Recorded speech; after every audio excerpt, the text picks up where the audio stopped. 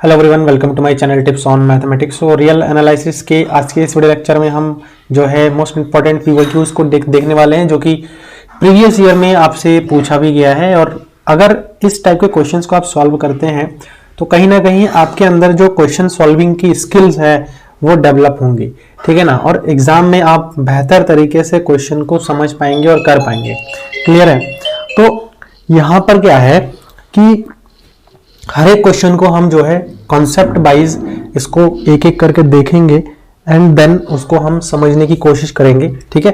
तो चलिए स्टार्ट करते हैं। सबसे पहले हमारे पास जो है फर्स्ट जो है हमारे पास है क्वेश्चन जो है for x, y in r square with x, y does not equal to 0, 0 let theta is equal to theta of, मतलब थीटा जो है एक थीटा फंक्शन दिया है जो कि x, y के फॉर्मेट में है with a unique real number such that theta की जो वैल्यू है वो minus pi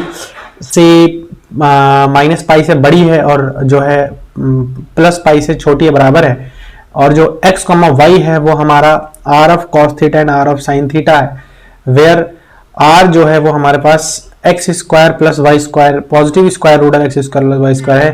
then resulting function theta जो है r स्क्वायर 0, 0 टू r क्या होगा, वो डिफरेंशिएबल होगा, है ना। वो डिफरेंशिएबल होगा या फिर कंटिन्यूअस होगा बट नॉट डिफरेंशिएबल होगा, बाउंडेड है बट नॉट कंटिन्यूअस है, नाइदर बाउंडेड नॉर कंटिन्यूअस है। सो हमें यहां पर जो है इसको एनालाइज करके बताने पड़ेंगे। क्लियर है? तो सबसे पहले देखो, हमने डिफरेंशिएबिलिटी पढ़ी है और डिफरेंशिएबिलिटी हमने ये चीज देखा है कि कोई फंक्शन डिफरेंशिएबल कब होता है ना, जब left hand derivative right hand derivative exist कर जाता है, या फिर हम ये कह सकते हैं कि अगर किसी फंक्शन की डिफरेंशिएबिलिटी की हमें बात करनी है तो सबसे पहले तो हमें चेक करनी पड़ेगी कि वो पर्टिकुलर जो दिया गया फंक्शन है वो हमारा कंटिन्यूअस है या नहीं है। अगर कंटिन्यूअस है तो भैया क्लियरली हमें पता लग जाएगा कि जो फंक्शन है वो जो है हमारा क्या हो जाएगा, डिफरेंशिएबल हो जाएगा। क्लियर है? तो यहाँ पर छोटा सा कॉन्सेप्ट हम इस क्वेश्चन में यूज करेंगे और उस कॉन्सेप्ट के हेल्प से हम जो है इस क्वेश्चन को सॉल्व कर सकते हैं। देखो, कंटिन्यूटी हम लेकर के चलेंगे। अब ना क्या है कि हमारे पास मान के चलिए कोऑर्डिनेट एक्सिस है और पर्टिकुलर कोई एक पॉइंट आप ले लीजिए, मान के चलिए हमने पॉइंट लिया है जो कि माइनस का 2, 0 है, कोई भी पॉइंट है भैया। हमें क्या करना है, आर स्क्वायर में से हमें कोई भी 2 पॉइंट चूज कर लेनी है। तो हमने क्या किया है, ये पॉइंट हमने ले लिया है और इस पॉइंट को हमने चेक करनी है कि क्या इस पॉइंट पर जो है कंटिन्यूटी है या नहीं है, जो फंक्शन है थीटा फंक्शन। क्लियर है? थीटा फंक्शन कंटिन्यूअस है या नहीं है। तो अगर मैं बात करूं थीटा की, ठीक है, अगर मैं अपवर्ड जो है इस पर्टिकुलर पॉइंट की ओर आने की कोशिश करूंगा तो ये अपवर्ड मतलब ऊपर से जो है मैं अगर इसका इस तरह आने की कोशिश करूंगा तो थीटा पता है कहां जाएगा, थीटा जो है सॉरी प्लस पाई की ओर जाएगा, ठीक है ना, क्योंकि यहां से क्या होगा, ये इधर आएगा इस टाइप से। तो ये जो है हमारा अल्टीमेटली क्या होगा, ये पाई होता है माइनस पाई, ठीक है। तो इस टाइप से आपको पता है। अगर डाउनवर्ड में जाऊंगा इधर से तो जो एंगल बनेगा वो हमारा कुछ इस टाइप से माइनस पाई की ओर जाएगा, मतलब डाउनवर्ड से। तो देखो दोनों तरफ से अगर अपवर्ड और डाउनवर्ड मतलब दोनों ही लिमिट जो है डज नॉट एग्जिस्ट कर रहा है, मतलब पाई इक्वल नहीं है, ठीक है ना। अपवर्ड और डाउनवर्ड हमारा जो है क्या है, इक्वल नहीं है, तो कंटिन्यूअस नहीं है ना, कंटिन्यूअस नहीं है, नॉट कंटिन्यूअस है। अगर नॉट कंटिन्यूअस है इट इंप्लाई नॉट डिफरेंशिएबल, ठीक है, नॉट डिफरेंशिएबल। तो सबसे पहला वाला ऑप्शन तो हमारा यहीं से खत्म हो गया। क्लियर? सबसे पहला वाला ऑप्शन तो हमारा यहीं से खत्म हो गया कि ये भैया डिफरेंशिएबल तो नहीं है, ठीक है। अच्छा, कंटिन्यूअस नहीं है, इसका मतलब ये बी ऑप्शन भी खत्म हो गया कि कंटिन्यूअस बट नॉट डिफरेंशिएबल, है ना। नॉट डिफरेंशिएबल तो है लेकिन कंटिन्यूअस ही नहीं है, तो दूसरा ऑप्शन भी खत्म हो गया। बात करते हैं नाइदर बाउंडेड, है ना, बाउंडेड है बट नॉट कंटिन्यूअस है।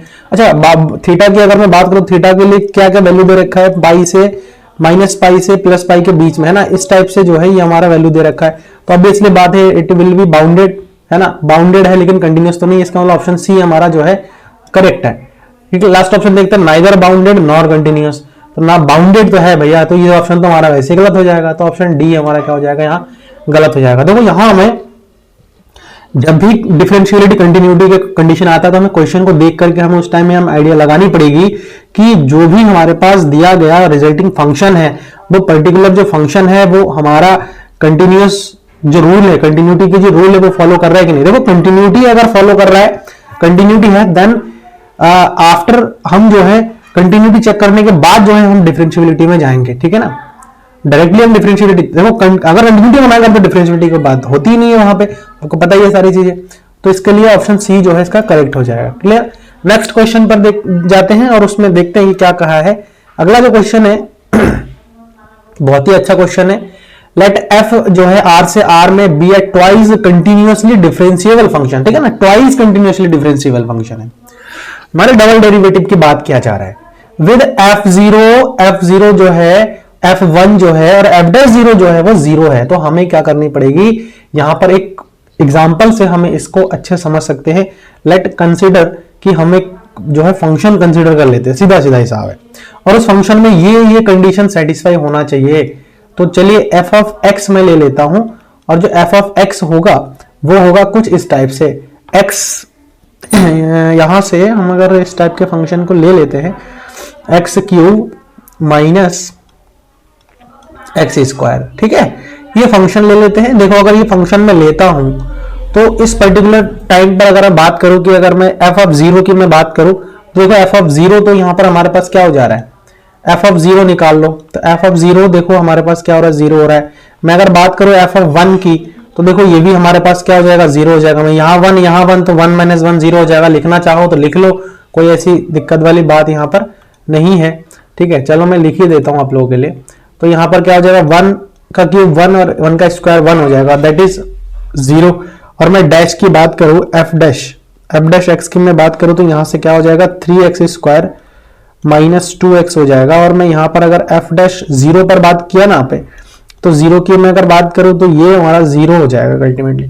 तो देखो तीनों ही जो गिवन कंडीशंस थे हमारे, वो तीनों गिवन कंडीशन हमारे जो है इस पर्टिकुलर फंक्शन के लिए सेटिस्फाई कर रहा है। और ठीक है ना, ट्वाइस कंटिन्यूसली, अब कंटिन्यूस भी है, अब आपको पता ही है पॉलिनोमियल फंक्शन है तो ये कंटिन्यूस होना ही होना है, उसमें कोई दिक्कत वाली बात नहीं है। अच्छा अब चलिए बात करते हैं f double dash is the zero function. तो मैं बात करूं कि f डबल डैश जो है वो हमारा जीरो फंक्शन है या नहीं है, ठीक है। जीरो फंक्शन का मतलब क्या है कि मैं अगर इसका डबल डेरिवेटिव करता हूं, देखो सिंगल डेरिवेटिव तो हमने कर ही लिया है, तो मैं अगर इसका डबल डेरिवेटिव करता हूं like f dash, since f dash x हमारे पास क्या आया है, अभी जस्ट हमने निकाला है, तो f डैश x हमारे पास आया 3x स्क्वायर माइनस 2x आया। चलिए इसका डबल डेरिवेटिव निकाल लो। डबल डेरिवेटिव ऑफ x क्या हो जाएगा, 6x और माइनस का यहां पर हो जाएगा 2। और मैं बात किसकी किया गया है, f डबल डैश जो है जीरो फंक्शन है। तो जीरो फंक्शन देखो अगर मैं किसी पर्टिकुलर पॉइंट पर भी अगर मैं वैल्यू निकालू, ठीक है ना, इज नॉट जीरो फंक्शन। आप कोई भी फंक्शन कोई वैल्यू ले लो for any value of x, ठीक है ना, for any value of x from r, ठीक है ना, तो ये f डबल डैश जो है, f डबल डैश x जो होगा वो डज नॉट इक्वल टू क्या हो रहा है, जीरो हो रहा है, ठीक है ना, for every value of x belongs to r। तो किसी भी वैल्यू के लिए जो है जीरो हमारा नहीं हो रहा है, इसका मतलब ऑप्शन ए तो गलत हो गया। डबल डैश जीरो जो है जीरो होगा, तो डबल डैश जीरो की अगर मैं बात करूं डबल डैश की तो हमारे पास ये आ रहा है। तो दूसरा हमारे पास f डबल डैश जो है जीरो ले लो, तो डबल डैश जीरो देखो यहां पर पुट कर दो जीरो, जहां पर डबल डेरिवेटिव हुआ, तो zero minus 2 that is equal to -2, तो does not equal to zero. इसका मतलब ये वाला भी हमारा बी ऑप्शन भी इनकरेक्ट हो गया। f double dash x is equal to zero for some x in 0,1 में। क्लियर है। तो चलिए इस पर देखते हैं हम, इस पर चेक कर लेते हैं कि f डबल डैश जो है वो हमारा क्या बन रहा है, f डबल डैश ना, f डबल डैश जो है हमारा इक्वल टू जीरो। देख लेते कोई एक ऐसा पॉइंट हमें मिल रहा है, f डबल डैश x को अगर मैं जीरो रख दूं तो हमारे पास क्या आ जाएगा, 6x माइनस 2, और यहां से आ जाएगा 6x minus 2 is equal to 0। तो 6x जो है 2 के बराबर हो जाएगा, और x की अगर मैं बात करूं तो 1/3 हो रहा है। और देखा जाए तो 1/3 हमारा किस में आ रहा है, 0,1 में हमारा आ रहा है। तो 1/3 अगर 0,1 में आ रहा है तो इसका मतलब क्या हो जाएगा, ऑप्शन जो सी हो जाएगा वो हमारा करेक्ट हो जाएगा। f dash never vanishes, never vanishes का मतलब क्या है कि जीरो कभी भी नहीं होगा, तो ऐसा नहीं है, क्योंकि अगर मैं इस पर्टिकुलर की सेकंड सी ऑप्शन की अगर मैं डिस्कशन करूं तो 1/3 पर जो है f double dash x zero हो रहा है, इसका मतलब ये ऑप्शन भी हमारा गलत हो जाएगा। समझ में आ रहा है ना। अगर डाउट है तो आप लोग कमेंट के माध्यम से पूछ सकते हैं, कमेंट बॉक्स को आप यूज करिए, ठीक है, ताकि आपको जो है चीजें क्लियर हो, समझ में आए अच्छे से। चलो, तो यहाँ पर ये क्वेश्चन मैं ऐसा समझ के चल रहा हूँ कि आपको अच्छे से क्लियर हो गया, ठीक ना। ये देखो, अब यहाँ पर ये वाला ऑप्शन हमारा सही था और ये वाला ऑप्शन हमारा क्या हो जाएगा, गलत हो जाएगा, क्योंकि कभी भी ये कह रहा है कि अब डबल डैश जो है नेवर वेनिशेस है, मतलब कभी भी वेनिश नहीं हो रहा है। क्लियर है। तो चलिए आगे बढ़ते हैं और नेक्स्ट क्वेश्चन पर हम अभी डिस्कशन करेंगे। तो नेक्स्ट जो क्वेश्चन है वो क्वेश्चन नंबर 3 है, और थर्ड क्वेश्चन जो है काफी अच्छा क्वेश्चन है, प्रीवियस ईयर का क्वेश्चन है, पूछा भी गया है। देखो, इस टाइप के क्वेश्चन को करने के लिए सबसे पहले ना आपके दिमाग में एक चीज आ सकता है कि इसको हम लिमिट सम वाले मेथड से यूज करें। और लिमिट सम वाला मेथड अगर आपको नहीं पता है तो आपको उसका वीडियो भी देख सकते हो। हालांकि यहाँ पर हम लिमिट सम वाला मेथड से इजी पड़ेगा, जो मेथड मैं आपको बताने वाला हूँ, ठीक है। लिमिट सम वाला मेथड यहाँ पर टफ पड़ जाएगा, और हो सकता है ये मे भी आपका आंसर काफी लंबा मशक्कत के बाद भी ना ही निकले। तो आप इन जनरली जो मैं बता रहा हूं उसको यूज कर सकते हैं, ठीक। तो आप क्या करो, इसका रेशनलाइजेशन कर दो। जो भी हमारे पास टर्म आ रहे हैं सीरीज के, उसका क्या कर दो, आप रेशनलाइजेशन कर दो। तो देखो, इस टाइप के क्वेश्चन को करने के लिए हम जो इसका रेशनलाइजेशन अगर कर देंगे तो हमारे लिए थोड़ा सा आसान हो जाएगा, ठीक है। तो यहाँ से n टेंड्स टू इनफाइनाइट, और ये आ जाएगा 1/√n, और इसका रेशनलाइजेशन करेंगे तो क्या आएगा, मैं एक टर्म को करके दिखा देता हूँ, बाकी टर्म के लिए आपको समझ में आ जाएगा क्या हो रहा है। देखो, रेशनलाइजेशन में पहले टर्म का अगर करता हूँ तो 1/√2 प्लस √4 हो जाएगा ना, और यहाँ से क्या हो जाएगा, माइनस के √2 और माइनस के √4 से मल्टीप्लाई, और माइनस के √2 और माइनस के 4 से डिवाइड। तो यहाँ से क्या हो जाएगा, -√2 -4 डिवाइड में इसका स्क्वायर हो जाएगा और इसका 4 होगा, स्क्वायर आ जाएगा, तो 2 - 4 हो जाएगा। तो यहाँ से आ जाएगा हमारे पास √2 माइनस √4 डिवाइड में माइनस का 2 हो जाएगा। माइनस ऊपर ले जाएंगे तो हमारे पास आ जाएगा माइनस का 4 और माइनस का 2/2। हम इसको ऐसे लिख सकते हैं। तो हर टर्म के लिए जो है हमारे पास कुछ इस टाइप के आ जाएगा, ठीक है ना। तो हम ये लिख सकते हैं, देखो डिवाइड में आ जाएगा हमारे पास, तो यहां से 4 माइनस यहाँ से हो जाएगा √4 माइनस √2। तो इसको पहले मिटा लेता हूँ, उसके बाद में इसको लिख देता हूँ। देखो यहाँ से, तो इसको मैं ऐसे लिख देता हूँ। तो यहाँ से आ जाएगा हमारे पास √4 माइनस √2 डिवाइड में 2। सिमिलरली फॉर दिस, यहाँ से आ जाएगा √6 माइनस √4 डिवाइड में आ जाएगा 2 plus up to so on, plus इसको मैं ऐसे लिख सकता हूँ ना, देखो √2n plus 2 minus √2n divide में आ जाएगा 2। क्लियर। तो ये चीज हमारे पास आ जाएगा। अब इसके बाद ना देखो, सारे में 2 कॉमन है ना, तो सारे से 2 कॉमन निकालो बाहर। तो यहाँ से आ जाएगा limit n tends to infinite, और यहाँ से 1/√n हो जाएगा। और नेक्स्ट जो हमारे पास बचेगा वो है √4 minus √2 plus √6 minus √4 plus up to so on, इस टाइप से चलता जाएगा। और यहाँ से आ जाएगा 2n प्लस 2 माइनस का यहाँ से हो जाएगा 2 ऑफ n हो जाएगा। क्लियर। अब देखो, एक चीज आप लोग नोटिस कर रहे होंगे कि यहाँ से देखो, आप पहला वाला टर्म और इसका दूसरा वाला टर्म कैंसिल आउट हो रहा है। इसका पहला वाला टर्म यहाँ पर जो एक दूसरा वाला टर्म आएगा उससे कैंसिल हो जाएगा, फिर इसका पहला वाला टर्म इसका दूसरा वाला टर्म से कैंसिल हो जाएगा। तो हमारे पास जो अल्टीमेटली लाइन बचेगा, टर्म्स जो हमारे पास बचेगा लास्ट में, तो वो बचेगा हमारे पास n tends to infinite 1/√n। देखो, पहले तो √2 बचेगा और ये वाला टर्म बच जाएगा लास्ट में से। तो यहाँ से हम इसको ऐसे लिख सकते हैं √2n प्लस 2 माइनस √2। ठीक है। अब देखो, n को मैं क्या कर लेता हूँ, कॉमन ले लेता हूँ। अगर मैं n यहाँ से कॉमन उठा लूँ तो क्या आ जाएगा, limit n tends to infinite, और यहाँ से आ जाएगा 1/√n।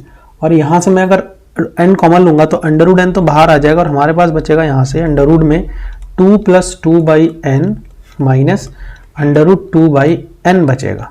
क्लियर। ये चला जाएगा, इससे कैंसिल हो जाएगा। अब देखो, हम इनफाइनाइट अगर रख दूंगा मैं यहाँ से, तो 1/2 तो ऑलरेडी सामने है, और यहाँ से इनफाइनाइट रखूंगा 2 पर इनफाइनाइट 0 हो जाएगा, यहाँ पे 2 पर इनफाइनाइट 0 हो जाएगा। तो यहाँ पर बचेगा हमारे पास √2 ही बचेगा। ठीक है। तो √2 बचेगा खाली। अच्छा, अगर √2 हमारे पास बच रहा है तो यहाँ से जो है हमारे पास जो आंसर आ जाएगा √2 के बाद, तो यहाँ से 1/√2 आ जाएगा। तो हमारे पास कौन सा ऑप्शन सही हो रहा है, ऑप्शन बी जो है करेक्ट हो जा रहा है, बाकी सब हमारे लिए गलत हो जाएगा। क्लियर है। आई थिंक ये वाला क्वेश्चन में आपको समझ में आ गया है। चलिए अब नेक्स्ट क्वेश्चन को देखते हैं। नेक्स्ट जो क्वेश्चन है वो काफी अच्छा क्वेश्चन है, और इसके लिए मैंने ऑलरेडी आपको कुछ टॉपिक बता भी रखा है। देखो क्या कह रहे हैं, लेट एस एन जो है हमारे पास एक सीरीज दिया हुआ है जो कि k is equal to 1 to n है और 1/k है। अब मैं इस सीरीज को ना अगर आप कहोगे तो मैं इसको मैं n के फॉर्मेट में भी लिख देता हूँ, कोई दिक्कत नहीं। यहाँ पर n कर लो, ज़्यादा समझ में आएगा आपको, n कर लो, बस हो गया, 1/n है। तो देखो सबसे पहले बात तो इन्होंने ये कहा कि s2n is greater than n/2 for every n greater than equal to 1। Sn is bounded sequence. उसके बाद जो ये है हमारे पास s2n माइनस s2n माइनस 1 जो है ये का 0 पर जा रहा है, तो ये infinite as n tends to infinite, ये हमारा 1 पर जाएगा जब n इन्फाइनेट पर जाएगा। तो कोई दिक्कत नहीं है, क्वेश्चन काफी अच्छे हैं और इसको करते हैं। देखो यहां पर क्या है, आपको एक मैंने टॉपिक बताया था जो कि सीक्वेंस ऑफ पार्शियल सम से रिलेटेड था। Sequence of partial sums, SOPS, काफी इंपॉर्टेंट है और इसकी जरूरत हमें लगभग क्वेश्चन में पड़ जाता है। मैंने वहां पर आपको एक चीज बताया था कि किसी भी पर्टिकुलर सीरीज के लिए अगर मैं देखूं तो उसके जो सीक्वेंसेस होते हैं, सीक्वेंस ऑफ पार्शियल सम जो है अगर कन्वर्ज कर रहा है तो जो सीरीज होता है वो भी हमारा कन्वर्ज कर जाएगा। अच्छा, उसके बाद अगर sequence of partial sum diverge कर रहा है तो उस कंडीशन में वो हमारा डाइवर्जेंस हो जाएगा, है ना। तो ये कॉन्सेप्ट आपको थोड़ा सा याद रखना है और यहाँ पर हम वही चीज लगा के चलेंगे। तो ऑप्शन ए की बात करें तो सबसे पहले ऑप्शन ए की मैं अगर बात करूं तो देखो s2n टाइप का हमारा बन रहा है। सबसे पहला तो हम यहाँ पर ये देखना है कि जो हमारे पास an बन रहा है वो हमारा क्या बन रहा है, 1/k टाइप का बन रहा है, मतलब 1/n टाइप का बन रहा है, ठीक है। तो हमारे पास मैं अगर मैं ये टर्म्स निकालूं तो a1 हमारा 1 हो जाएगा, a2 की अगर मैं बात करूं तो 1/2 हो जाएगा, ऐसे में a3 की बात करूं तो 1/3 हो जाएगा and up to so on, इस टाइप से हमारा चलता जाएगा। तो मैं अगर सीक्वेंस ऑफ पार्शियल सम्स की बात करूं, है ना, S1 की अगर मैं बात करूं तो S1 की अगर मैं बात करूं तो यहां से sequence of partial some S1 क्या हो जाएगा, A1 के बराबर हो जाएगा, दैट इज 1। S2 की मैं अगर बात करूं तो A1 प्लस A2 हो जाएगा, ठीक है ना। तो यहां से देखो क्या हो जाएगा, ये हो जाएगा हमारा 1 प्लस 1/2 हो जाएगा, दैट इज इक्वल टू 3/2। ऐसे ही मैं अगर S3 की बात करूं तो A1 plus A2 plus A3 की मैं अगर बात करूं तो ये हमारे पास हो जाएगा 1 प्लस 1/2, है ना, प्लस यहाँ पर हो जाएगा हमारे पास 1/3 टाइप का बन जाएगा। तो इसको मैं अगर सॉल्व करूंगा तो यहाँ पर आ जाएगा 6 प्लस 3 प्लस यहाँ पर 2 डिवाइड में हो जाएगा 6, तो यहाँ पर 6 3 9 10 11 11/6 हो जाएगा यहाँ पे। तो आप देख पा रहे हो कि जो हमारे पास सीक्वेंस ऑफ पार्शियल सम आ रहा है, ठीक है ना, SOPS की अगर मैं बात करूं तो S1 plus S2 plus S3 की मैं अगर बात करूं तो ये हमारे पास आ रहा है देखो 1 प्लस 3/2 प्लस यहाँ से आ जाएगा 11/6 और अप टू सो ऑन। तो ये जितना भी हम आगे जा रहे हैं तो वो देखो हमारा डाइवर्ज कर जा रहा है, ठीक है ना। तो बाउंडेड तो नहीं होगा, इसका मतलब दूसरा ऑप्शन हमारा क्या हो जाएगा, गलत हो जाएगा, ठीक है। अच्छा, अगर पहला ऑप्शन ये है तो अगर हम जो है क्या करते हैं, दूसरे ऑप्शन, पहला ऑप्शन पर बात करते हैं, ठीक है। दूसरा ऑप्शन गलत हो गया तो हम पहला ऑप्शन पर अब बात करते हैं। देखो पहला ऑप्शन, इसमें पहला ऑप्शन करने के लिए हमें क्या करनी पड़ेगी, सबसे पहला चीज तो यहाँ पर उन्होंने ये दे रखा है कि S2 की power n is greater than n/2 हो जाएगा। अच्छा, मैं अगर n की वैल्यू पुट कर दूं, क्या 1 पुट करता हूं, मैं n की वैल्यू क्या पुट करता हूं, 1 पुट करता हूं, है ना। ग्रेटर देन इक्वल टू 1 के लिए कहा है ये चीज, है ना, n की value greater than equal to 1 के लिखा है, तो n की वैल्यू में 1 पुट करता हूं तो S2 दी पावर 1 हो जाएगा। इस ग्रेटर देन होना चाहिए n, मतलब 1/2 से बड़ा होना चाहिए। तो S2 हमारे पास कितना आया था, S1 जो है हमारे पास आया था 1 आया था, S2 हमारे पास आया था 3/2 आया था। तो ऑब्वियसली बात है कि 3/2 से 1/2 से तो ये बड़ी है। अच्छा, मैं अगर n इज इक्वल टू 2 लेता हूं तो S देखो 2 दी पावर 2 जो है ये बड़ी होनी चाहिए 2/2 के, ठीक है ना। जो आप पावर में लोगे वो यहां पर लेना पड़ेगा, तो S 2/2 में S4 हो जाएगा, तो ये बड़ी होनी चाहिए 1 से। तो आप करके चेक करके देख लो, S1 है ना, तो S4 अगर आप निकालोगे तो A1 plus A2 plus A3 plus A4 निकाल के आप देख लो, ठीक है ना। A4 आप निकाल के देख लो, वो हमारा 1 से हमेशा के लिए क्या रहेगी, बड़ी ही रहेगी। इसका मतलब जो हमारा ऑप्शन नंबर A है वो हमारा क्या हो जाएगा, यहाँ पे करेक्ट हो जाएगा, ठीक है ना। ये वाला जो है हमारा क्या हो जाएगा, करेक्ट हो जाएगा। ऑप्शन सी की बात करते हैं तो ऑप्शन सी के लिए इन्होंने ये कह रखा है कि चलो ऑप्शन सी पर बात करते हैं, ठीक है। यहां से ऑप्शन सी पर बात करते हैं। तो ऑप्शन सी के लिए इन्होंने ये कहा है कि modulus of s to the power n minus s to the power n minus one जो है वो हमारा क्या करना चाहिए, 0 पर। चलो इस पर बात करते हैं, ठीक, यहां से इस पर बात करते हैं। तो ये चीज जो है ये 0 पर कन्वर्ट कर रहा है, ये क्वेश्चन में ऑप्शन में ये दिखाया गया। चलो देख लेते हैं। देखो अगर ये चीज है तो अभी हमने जो पहला वाला ऑप्शन हमने देखा है तो उस अकॉर्डिंग में अगर बात करूं तो ये हमेशा के लिए जो है कैसा होगा, बड़ा होगा, है कि नहीं, बड़ा होगा किसके, n/2 के, है ना। और अगर मैं इसकी बात करूं तो माइनस जो पावर में होता है उसमें by 2 लग जाएगा, तो n-1/2 के बड़ा हो जाएगा। और इसको मैं अगर सॉल्व करूं तो ग्रेटर हो जाएगा n(n-1), तो दैट इज 1/2, माइनस का यहाँ पर 1 प्लस का 1/2 हो जाएगा। मतलब ये चीज जो है वो हमारा 1/2 हो रहा है, ठीक है ना, 1/2 पर हो रहा है। तो यहाँ पर दिखा रहा है जो है किस पर कन्वर्ज करना है, किस पर, जो कि ऑप्शन में दे रखा है 0 पर। तो 0 पर तो कन्वर्ज कर ही नहीं रहा है, जो कि 1/2 टाइप का बन रहा है हमारे पास, है कि नहीं। तो ये 0 पर तो जा ही नहीं रहा है n टेंड्स टू इनफाइनाइट। अगर इनफाइनाइट में करता हूं तो इसका मतलब ऑप्शन नंबर जो हमारे पास सी है वो भी गलत हो जाएगा। अच्छा इस पर मैं बात करता हूं ऑप्शन नंबर डी पर। देखना कितना बढ़िया चीज है। ऑप्शन नंबर डी पर चर्चा करते हैं। देखो चलो इसको मैं पहले थोड़ा सा मिटा लेता हूं, उसके बाद में बात करूंगा। क्लियर।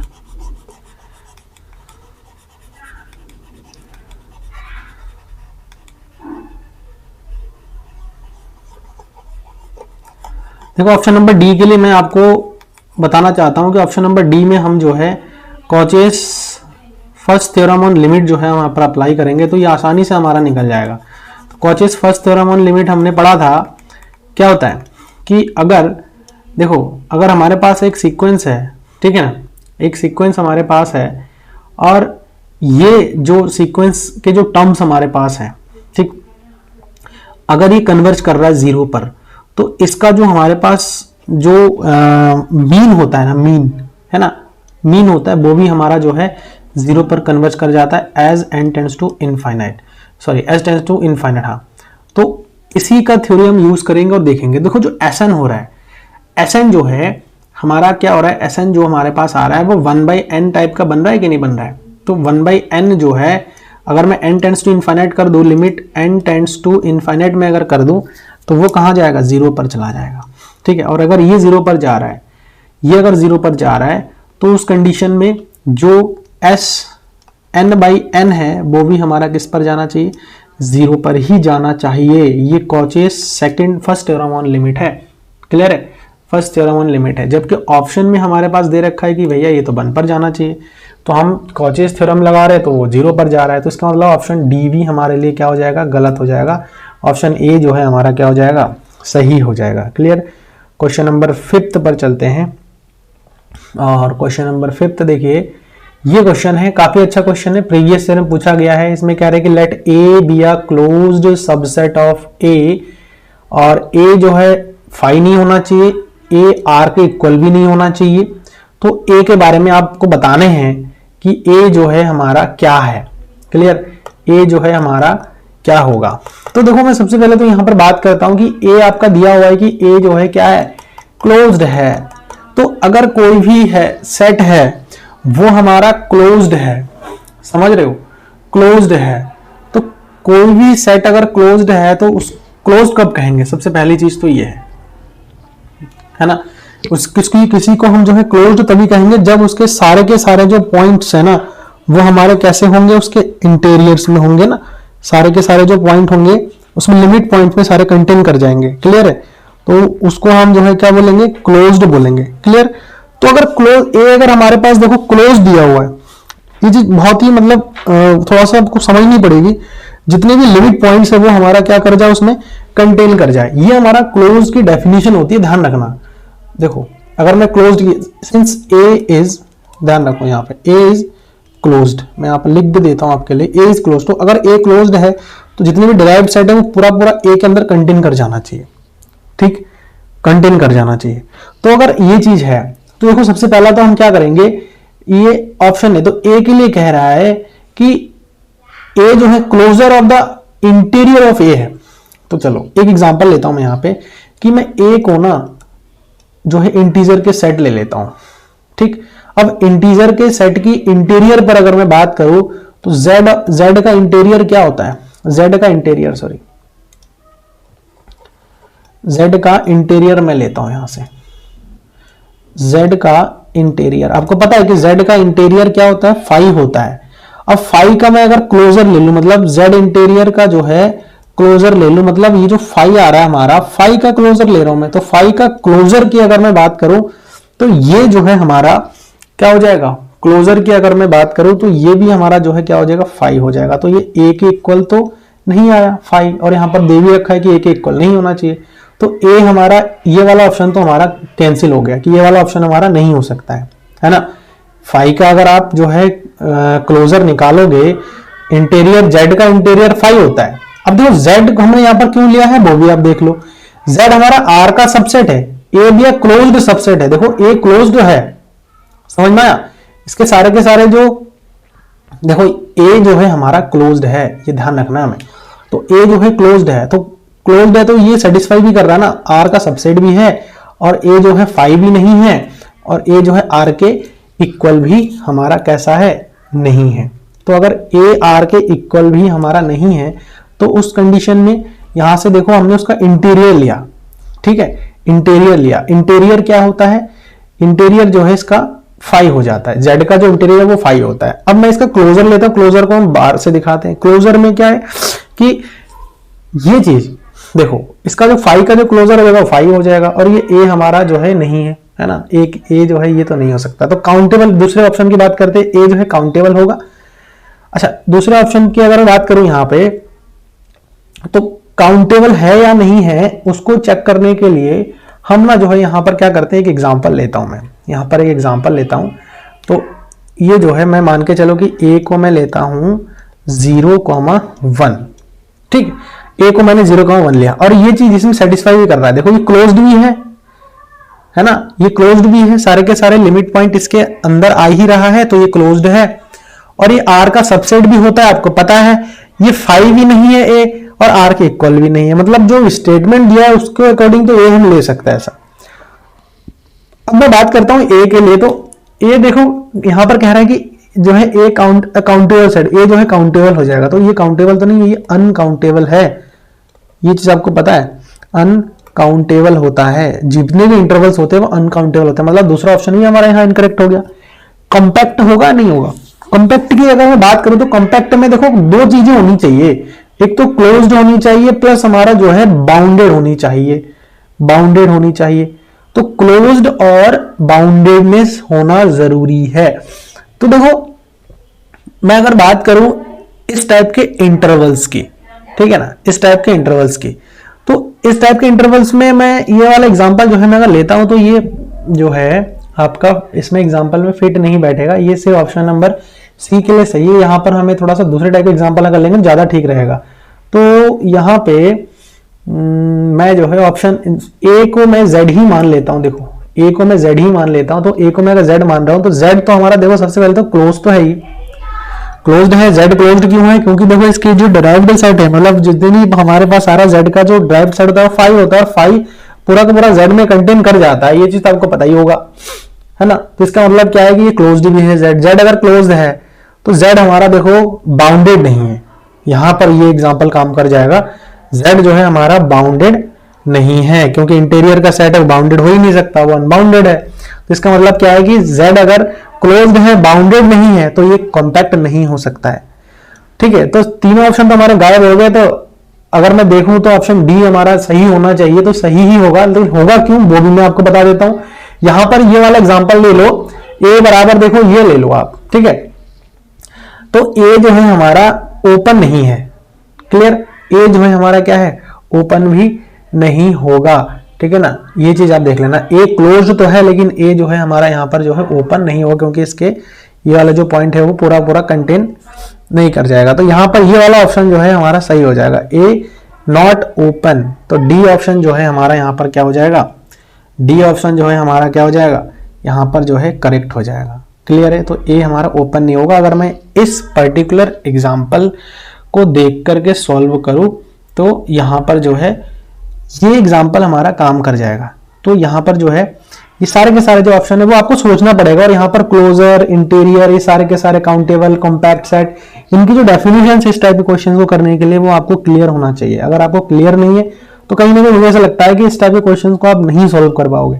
ठीक है, तो ये चीज क्या होता है वो उसके लिए मैंने ऑलरेडी वीडियो अपलोड कर दिया है, तो आप ही लोगों के लिए है, वो आप लोग देखिए जा करके और वहां से आप लोग सीखिए, क्योंकि वहां पर मैंने अच्छे से अच्छा एग्जाम्पल लेकर के, इजी से इजी एग्जाम्पल लेकर के आपको सॉल्व करवाने की कोशिश किया है। ठीक है, आपको जो है प्लेलिस्ट आपको मिल जाएगा लिंक पर भी, और आप प्लेलिस्ट में जाकर के भी बाय डिफॉल्ट आप चेक करके वहां से निकाल सकते हो वीडियो, आपको पूरा जो है वहां पे मिल जाएगा। ठीक है, तो नेक्स्ट जो क्वेश्चन है, क्वेश्चन नंबर 6 पर बात करते हैं। क्वेश्चन नंबर 6 भी काफी अच्छा क्वेश्चन है। देखो यहाँ से, लेट f जो है 0 इनफाइनाइट से 0 infinite to be a continuous function है, which of the following is correct. तो यहाँ पर there is x not belongs to जो है 0 comma infinite such that f of 0। देखो ये हमारे पास ना इस टाइप के जो होते हैं वो फिक्स्ड पॉइंट होते हैं। फिक्स्ड पॉइंट का मैं थोड़ा सा आपको बता देता हूं कि मान के चलिए कि हमारे पास f ऑफ x जो है हमारे पास x है, तो यहां पर जो पॉइंट मैं रख रहा हूं, अगर मैं f ऑफ 2 रख रहा हूं तो ये 2 आ जाएगा। अगर f ऑफ मैं 0 रख रहा हूं तो ये 0 आ जाएगा। मतलब ये x जो है हमारा क्या है, यहाँ पर ये जो 0 है वो हमारा फिक्स पॉइंट हो जाएगा, 2 जो है हमारा फिक्स पॉइंट होगा। मतलब फंक्शन की कोई जो वैल्यू रख रहे हैं हम, वही वैल्यू हमें वापस से मिल रहा है, आउटपुट में भी हमें वही वाला वैल्यू मिल रहा है। तो उस वैल्यू को हम बोलेंगे कि उस पॉइंट को हम बोलेंगे कि वो जो है हमारा क्या है, फिक्स्ड पॉइंट है।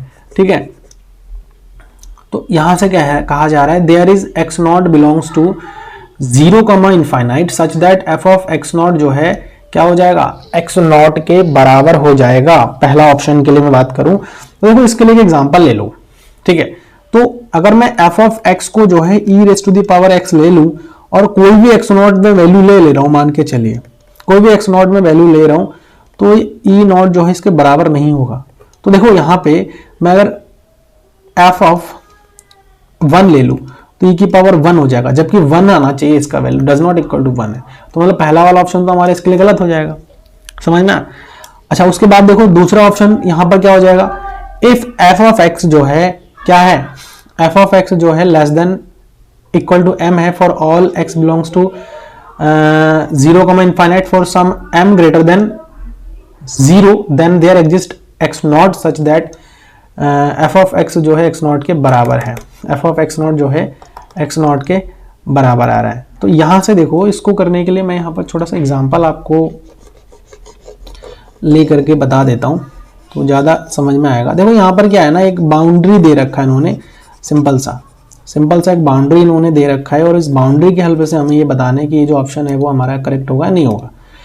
देखो अगर मैं बात करूं कोई भी एक फंक्शन ले लेता हूं मैं, इन जनरली मैं अगर बात करूं किसी भी एक फंक्शन की, तो यहां से देखो मैं अगर f ऑफ x जो है इसको क्या कर लेता हूं, मैं f ऑफ x बराबर जो है x स्क्वायर ले लेता हूं। ठीक है, x स्क्वायर ले लेता हूं। तो इसके में अगर फिक्स पॉइंट की बात करूं तो f ऑफ x x के बराबर हो जानी चाहिए, जिसके लिए x स्क्वायर जो है हमारा माइनस एक्स बराबर 0 हो जाएगा, और x यहाँ से x माइनस 1 बराबर 0 हो जाएगा, और ये x जो है एक तो 0 हो रहा है और x इज इक्वल टू क्या हो रहा है, 1 हो रहा है। तो इस कंडीशन में दो हमारे पास इसके क्या है, फिक्स पॉइंट है। अब मैं m को अगर मैं 0 कोई भी बड़ी नंबर ले लूं, जो कि जो f ऑफ x है ना वो greater than equal to m होना चाहिए। m को मैं मान के चलिए मैं फिक्स ले रहा हूँ, कोई भी वैल्यू ले लेता हूँ, मान के चलिए मैं 5 ले लेता हूँ। तो 5 लेने पर जो है f ऑफ हमारे पास 0 आएगा, वो वाला वैल्यू और वो वाला, तो दो फिक्स पॉइंट हमें मिल रहा है ना यहाँ पे, तो इसके अंडर में ही आएगा। तो इसका मतलब ये वाला ऑप्शन हमारा क्या हो जा रहा है, करेक्ट हो जा रहा है। उसके बाद if f has a fixed point then it must be unique. कोई जरूरी नहीं है कि इसके इंटरवल के अंदर वो यूनिक हो, क्योंकि देखो इस एग्जांपल से आप समझ सकते हो कि यूनिक तो नहीं है भैया, दो फिक्स पॉइंट आ रहे हैं। और मैं f ऑफ x जो है अगर मैं x के बराबर ले लूं तो इसको तो इनफाइनाइटली मेनी फिक्स पॉइंट आएंगे। क्लियर है, इनफाइनाइटली मेनी फिक्स पॉइंट आएंगे, तो ये ऑप्शन भी हमारा गलत हो जाएगा। f does not have a fixed point unless it is differentiable on this। तो ये स्टेटमेंट के लिए थोड़ा सा एग्जांपल हम यहाँ पर कंसीडर करके चलते हैं। देखो एग्जांपल यहाँ से कंसीडर करके चलते हैं, क्या हो जाएगा यहाँ से एग्जांपल। अगर आपको समझ में नहीं आ रहा है देन इट मीन कि आपको कॉन्सेप्ट क्लियर नहीं है। ठीक है, तो आप कॉन्सेप्ट को क्लियर करिए। वीडियोस ऑलरेडी अपलोड कर रखा है मैंने, हर एक वीडियो आपको मेरे चैनल पर मिल जाएगा, आपको कहीं और जाने की जरूरत नहीं पड़ेगी। ठीक, तो यहां से देखो कहा जा रहा है कि f जो है f does not have a fix point unless it is differentiable on 0, infinite. मतलब इसका कोई भी फिक्स पॉइंट नहीं होगा f का जब तक वो डिफरेंशिएबल नहीं होगा इस पर्टिकुलर उस पर। तो ऐसा तो नहीं है। देखो अगर मैं फंक्शन की वैल्यू की बात करूं, अगर मैं f ऑफ x को मॉड x माइनस 1 ले लेता हूं, मॉड x माइनस 1 ले लेता हूं, तो देखो मॉड x माइनस 1 डिफरेंशिएबल नहीं है, लेकिन इसके फिक्स पॉइंट तो है ही, इसके फिक्स पॉइंट है। अगर मैं f ऑफ 1/2 ले लेता हूं तो हमारे पास 1/2 ही आ रहा है, तो एक फिक्स पॉइंट हमें मिल गया है ना। तो इसका मतलब क्या, लेकिन f ऑफ डिफरेंशिएबल नहीं, लेकिन फिक्स पॉइंट है। लेकिन हमारे स्टेटमेंट में कहा कि f does not have a fix point unless it is differentiable on, जब तक डिफरेंशिएबल नहीं होगा तब तक इसका फिक्स पॉइंट होगी। तो ये अब हमारे स्टेटमेंट भी तो गलती हो गया। तो ये चीज हमारे जो है यहाँ पर समझने वाली थी। तो होप कि आपको जितने भी क्वेश्चंस मैंने आपको बताया है वो अच्छे से क्लियर हो गया है, और किसी भी प्रकार का अगर डाउट है तो आप कमेंट के माध्यम से मेरे से पूछ सकते हैं। ठीक है, चलिए मिलते हैं नेक्स्ट वीडियो में। Thank you so much.